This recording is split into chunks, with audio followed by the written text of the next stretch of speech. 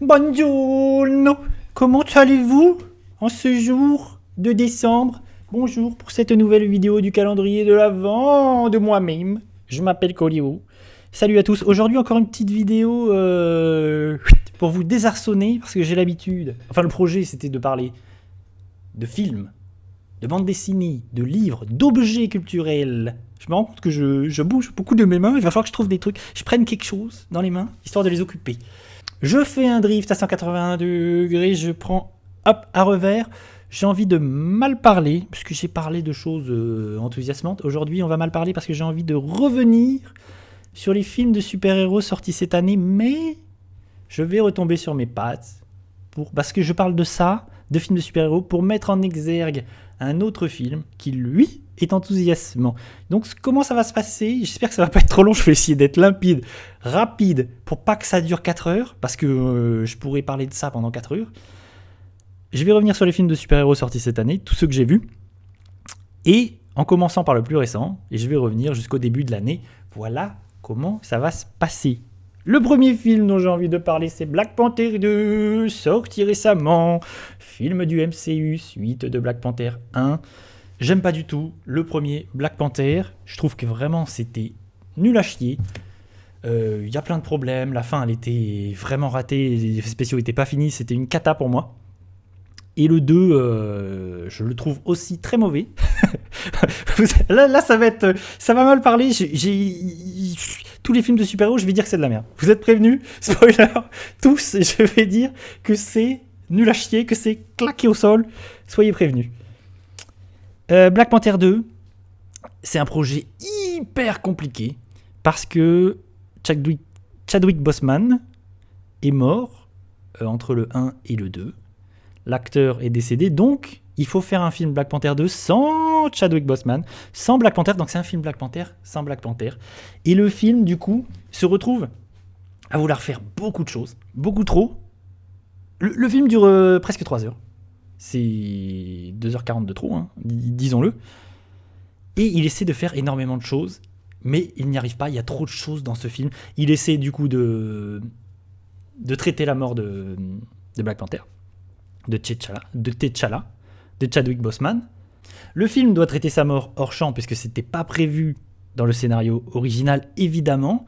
Donc ça implique aussi que on doit trouver un nouveau personnage pour endosser le costume de Black Panther. Ça implique la succession de T'Challa. Donc il y a ça à traiter dans le film. Il y a sa mort, il y a la succession qui va endosser le nouveau costume. On ajoute par-dessus la présentation d'un nouveau méchant, qui en plus, avec lui, Namor, le nouveau méchant, qui amène avec lui toute une nouvelle civilisation, donc il faut traiter tout ça, il faut présenter tous ces personnages, et le film, en plus de ça, doit présenter un nouveau personnage, qui lui est vraiment ajouté, mais il est forcé au chausse-pied, je trouve que ça marche pas du tout, qui est une jeune fille qui est en fait la successeuse, le successeur spirituel de Iron Man, et qui est encore un personnage de petit génie. Ça, j'en ai marre. J'en peux plus de ces personnages. Il y en a déjà 4000 dans le MCU, de ces personnages de petit génie qui, du coup, qui vont créer des choses dingues. Voilà, comme Tony Stark qui invente la machine à voyager dans le temps en 2-3 jours. Très bien. Voilà, c'est le même personnage que Tony Stark. C'est le même personnage que Bruce Banner. C'est le même personnage que Shuri. C'est tous les mêmes putains de personnages. S'il vous plaît, arrêtez. Et ce personnage est hyper forcé. Ça marche pas du tout, je trouve. Si je dois sauver une chose, je dois retenir un truc positif du film quand même, c'est je trouve le personnage de... Parce que je vais essayer quand même de trouver des choses positives dans les films, hein. On n'est pas là non plus pour mettre des balayettes gratuites. C'est Black Panther... Non, qu'est-ce que je disais? Oui, le point positif que j'ai envie de retenir du film, c'est Namor, le personnage du méchant, l'acteur qui l'incarne très très très bien, je trouve. Vraiment, la représentation de Namor, elle est super. Je trouve que c'est un bon personnage. C'est un bon personnage de méchant. C'est dommage qu'ils en fassent un peu n'importe quoi dans le film et que sa relation avec Shuri, tout ça, soit un peu expédié. C'est pas foufou, mais vraiment, je trouve que s'il y a un truc à retenir du film, c'est lui. Voilà, Black Panther 2. C'est pas bien du tout. Comme beaucoup de films du MCU, je vais revenir, hein, parce qu'il y en a d'autres, de films du MCU cette année. Je vais revenir dessus. Comme cette phase 4, elle est très compliquée. Remontons un peu, tac, tac, tac, dans le temps. J'avoisine Black Adam. Black Adam. Bah oui, c'est nul à chier. Nul à chier. J'ai trouvé ça horrible. C'est du coup super-héros du DC Comics, univers de DC évidemment. The Rock, Dwayne Johnson tient le rôle titre. Alors j'en peux plus. Voilà, ça y est. Je le dis, j'avais beaucoup de sympathie pour The Rock jusqu'à maintenant, mais là, j'en peux plus de The Rock. C'est The Rock qui joue The Rock. Il joue son propre rôle depuis 10, 15, depuis une dizaine de films. Il joue tout le temps le même personnage. En fait, il joue lui-même. Et je n'en peux plus de ce personnage qui en fait n'est là que pour se vendre lui-même. Il essaie plus de faire du cinéma ou de faire quoi que ce soit d'autre qu'en fait vendre son image pour ensuite faire de la pub sur son image, du marketing. Vraiment, c'est tout. Je n'en puis plus. Il est insupportable. Une nouvelle fois, il arrive avec un film qui est nul à chier.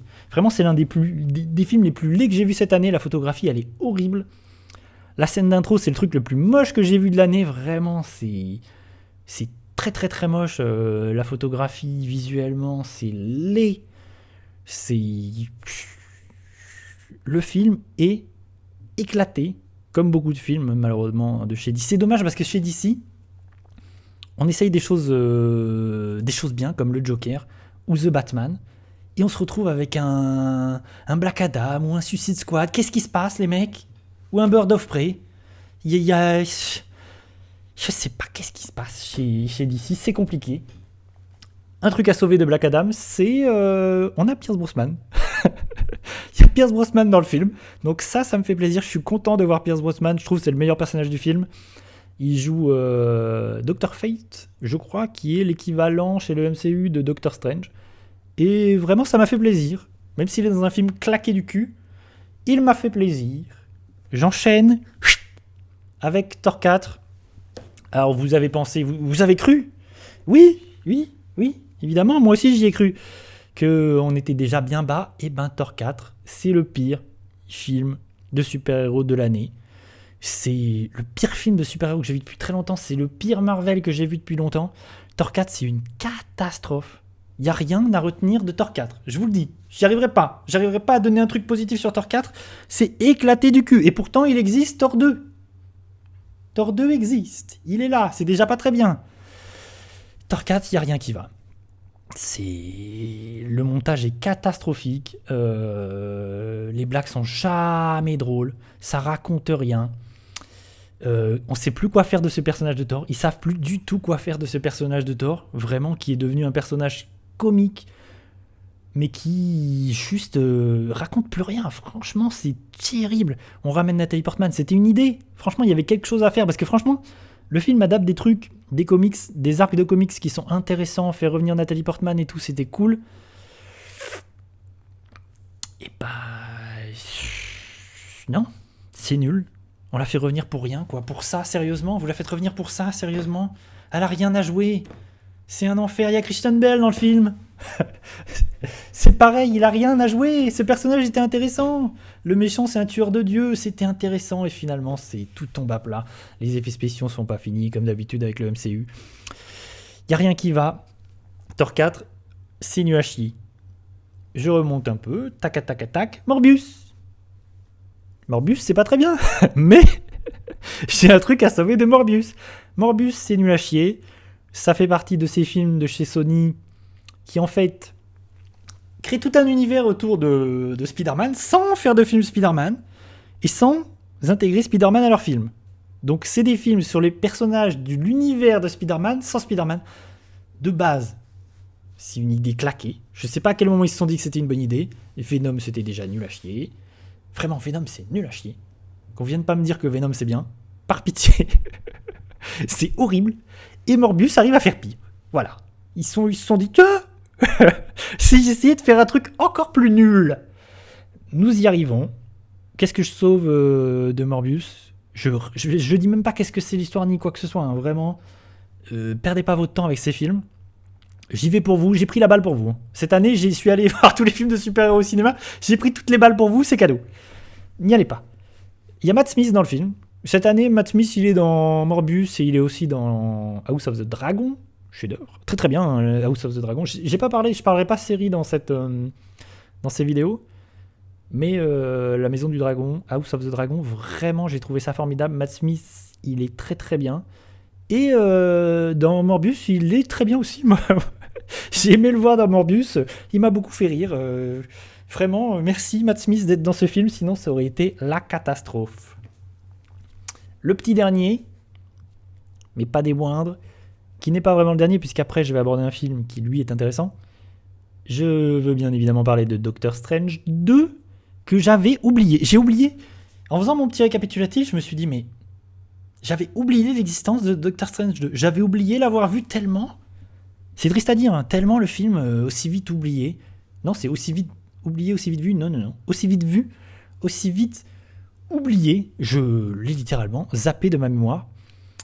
Alors que c'est Sam Raimi. Putain, ça aurait pu être si bien. Sam Raimi, réalisateur des 3 premiers Spider-Man. Chef-d'œuvre, je le répète. Sam Raimi est un excellent réalisateur et il a fait les meilleurs films de super-héros jamais réalisés. Franchement, les scènes d'action de Spider-Man 3, hein, alors que je sais que les gens n'aiment pas Spider-Man 3, mais revoyez Spider-Man 3. Il y a les meilleures scènes d'action de tout film de super-héros confondus. C'est niveau mise en scène, compréhension de l'action, c'est fabuleux. Et on me rappelle ce bon vieux Sam Raimi, et malheureusement, il n'y arrive pas à s'en sortir de cette machine du MCU. Il y a des idées, il y a des choses, tu vois que c'est Sam Raimi qui a impulsé des trucs. Mais c'est pas un film de Sam Raimi, c'est dommage. C'est dommage, il y a des choses intéressantes dans le film, il y a des idées visuelles, il y a des idées un peu plus qui vont dans le genre horrifique, parce que c'est Sam Raimi, tout ça, mais le film reste nul. Le film sait pas utiliser le multivers. Vraiment, l'utilisation du multivers, c'est une catastrophe.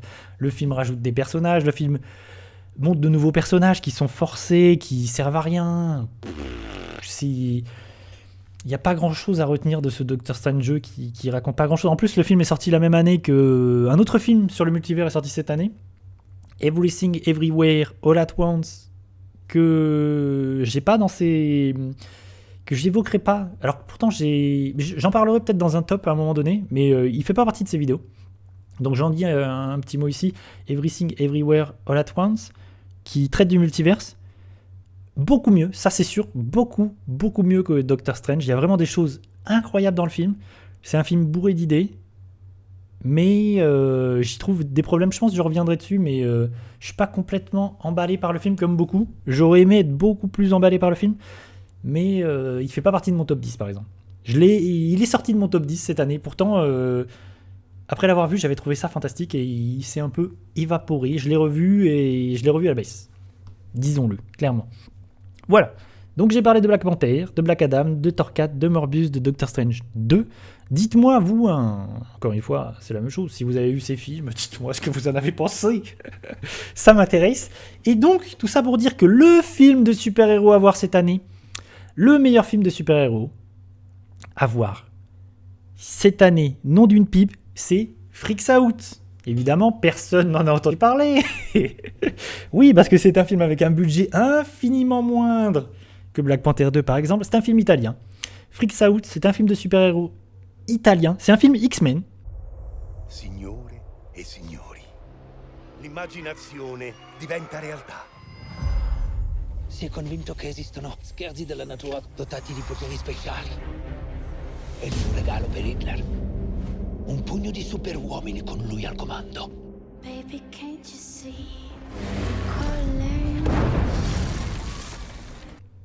C'est pour ça que c'est très intéressant. C'est un film super, j'ai envie de vous inciter. Je pense que très peu de gens l'ont vu. Encore une fois, je me rends compte que je parle beaucoup de films où je me dis, très peu de gens l'ont vu, c'est dommage. Il a été très peu vu, très peu de gens en ont parlé. Du coup, j'essaie, même si je donne envie à une ou deux personnes, je me dis, putain, c'est déjà ça de prix. Io come faccio senza di te? It's dangerous. Non ci separa nessuno, I'm falling. manco la guerra.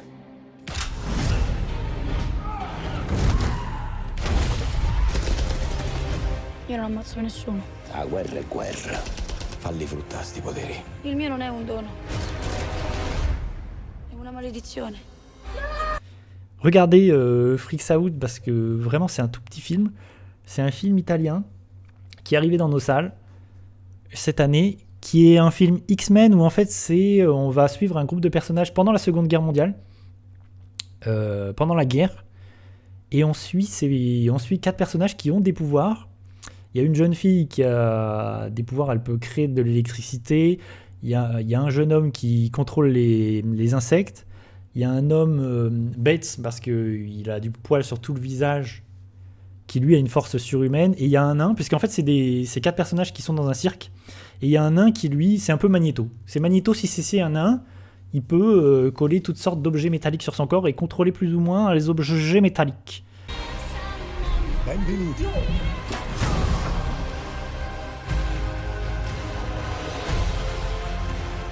Wir haben außergewöhnliche Kräfte. Ich sehe die Zukunft. Dieses Kind, diese 3 Jammerlappen sind unsere einzige Hoffnung.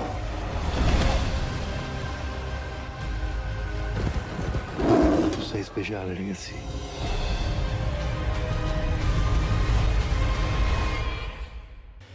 Et ces 4 personnages qui sont issus du cirque, en fait, vont se retrouver mêlés à toute une histoire contre les nazis, voilà, affronter un méchant nazi qui, lui, a un pouvoir de préscience, de voir des flashs de l'avenir et de se rendre compte qu'il y a des gens qui vont peut-être lui mettre des bâtons dans les roues.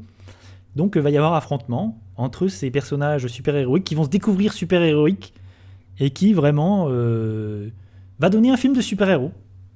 De X-Men. Moi, ça faisait longtemps que j'avais pas vu un film X-Men. Et c'est vraiment un film X-Men hyper intéressant, inventif, plein d'idées, qui évidemment n'a pas un budget faramineux, donc il compense ça par des idées, de l'inventivité, de la mise en scène, tout ce que j'aime. C'est pas parfait, il y a des problèmes et tout, mais vraiment j'ai envie de vous dire, allez voir Freaks Out, regardez Freaks Out plutôt que tous ces putains de films de super-héros qui se ressemblent tous et qui sont tous nuls à chier. Voilà, c'est ça. C'est de ça que je voulais parler, je voulais en arriver là. Freaks Out, j'ai pas dit le nom du réalisateur, mais c'est Gabriel Mainetti. Gabriel Mainetti, checkez, si je suis arrivé à vous donner envie. Voilà, j'espère que j'ai pas trop mal parlé, c'était quand même le but de cette vidéo, de mal parler. On s'excuse, pardon, je m'excuse. Je vous remercie de m'avoir suivi encore aujourd'hui. J'espère que j'ai pas été trop long. J'ai l'impression que j'ai été beaucoup trop long. À bientôt. À demain pour de nouvelles aventures. Merci. Tu hai un dono.